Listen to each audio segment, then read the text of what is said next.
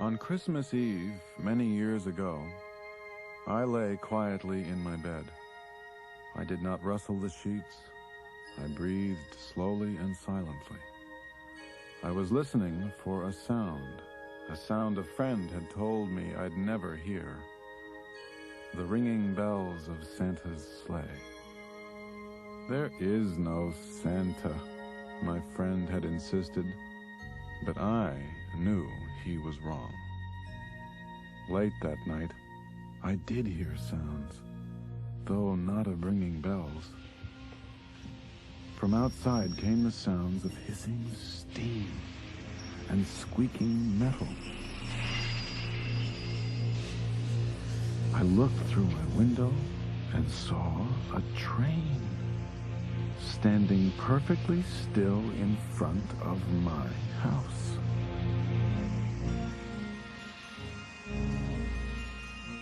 It was wrapped in an apron of steam. Snowflakes fell lightly around it. A conductor stood at the open door of one of the cars. He took a large pocket watch from his vest, then looked up at my window. I put on my slippers and robe. I tiptoed downstairs and out the door. "All aboard!" the conductor cried out. I ran up to him. "Well," he said, "are you coming?" "Where?" I asked. "Why, to the North Pole, of course," was his answer. "This is the Polar Express."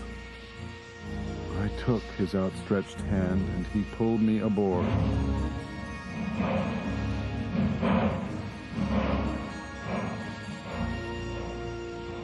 The train was filled with other children, all in their pajamas and nightgowns. We sang Christmas carols and ate candies with nougat centers as white as snow.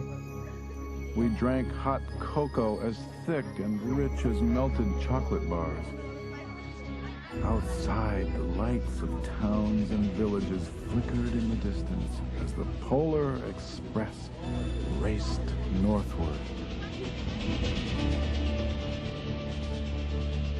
Soon there were no more lights to be seen.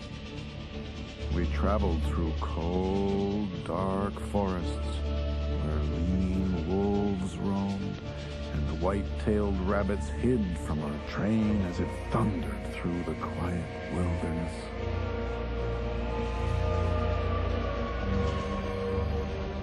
We climbed mountains so high, it seemed as if we would scrape the moon. But the Polar Express never slowed down. Faster and faster we ran along, rolling over peaks and through valleys like a car on a roller coaster.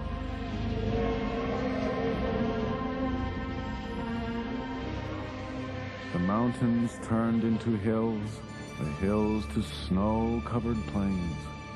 We crossed a barren desert of ice, the great polar ice cap. Lights appeared in the distance. They looked like the lights of a strange ocean liner sailing on a frozen sea. "There," said the conductor, "is the North Pole."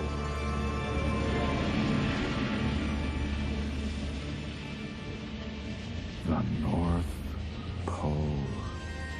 It was a huge city, standing alone at the top of the world, filled with factories where every Christmas toy was made. At first we saw no elves. "They are gathering at the center of the city," the conductor told us. "That is where Santa will give the first gift of Christmas." "Who receives the first gift?" we all asked. The conductor answered, "He will choose one of you."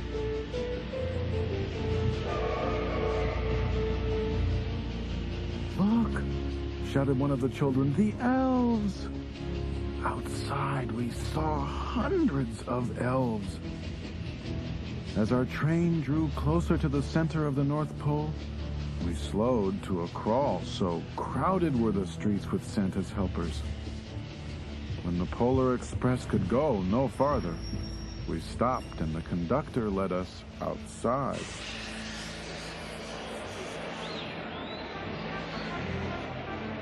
We pressed through the crowd to the edge of a large, open circle. In front of us stood Santa's sleigh. The reindeer were excited. They pranced and paced, ringing the silver sleigh bells that hung from their harnesses. It was a magical sound like nothing I'd ever heard. Across the circle, the elves moved apart, and Santa Claus appeared. The elves cheered wildly. He marched over to us and, pointing to me, said, "Let's have this fellow here." He jumped into his sleigh. The conductor handed me up. I sat on Santa's knee, and he asked, "Now what would you like for Christmas?"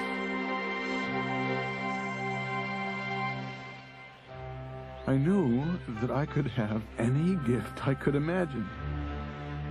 But the thing I wanted most for Christmas was not inside Santa's giant bag.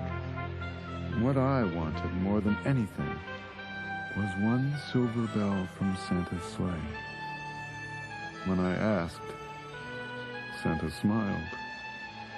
Then he gave me a hug and told an elf to cut a bell from a reindeer's harness.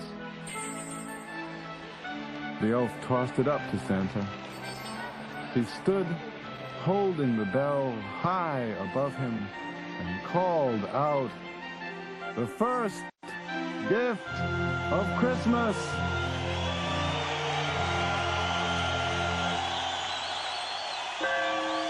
A clock struck midnight as the elves roared their approval. Santa handed the bell to me, and I put it in my bathrobe pocket. The conductor helped me down from the sleigh. Santa shouted out the reindeers' names and cracked his whip. His team charged forward and climbed into the air.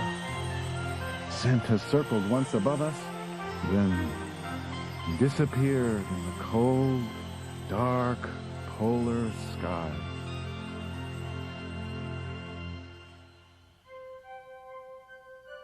As soon as we were back inside the Polar Express, the other children asked to see the bell. I reached into my pocket, but the only thing I felt was a hole. I had lost the silver bell from Santa Claus's sleigh. "Let's hurry outside and look for it," one of the children said, but the train gave a sudden lurch and started moving. We were on our way home.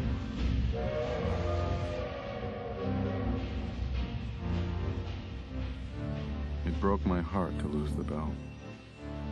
When the train reached my house, I sadly left the other children. I stood at my doorway and waved goodbye. The conductor said something from the moving train, but I couldn't hear him. "What?" I yelled out. He cupped his hands around his mouth. "Merry Christmas!" he shouted. The Polar Express let out a loud blast from its whistle and sped away.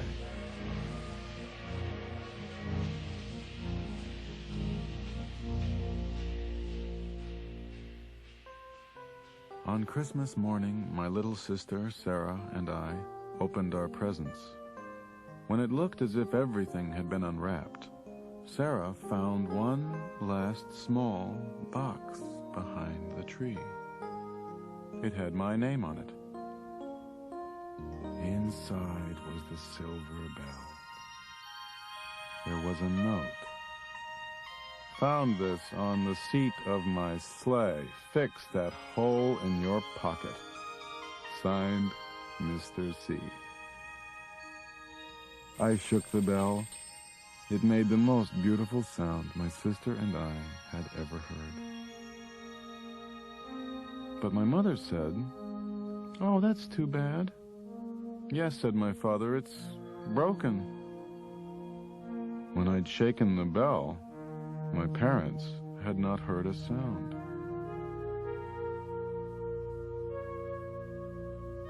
At one time, most of my friends could hear the bell, but as years passed, it fell silent for all of them. Even Sarah found one Christmas that she could no longer hear its sweet sound. Though I've grown old, the bell still rings for me, as it does for all who truly believe.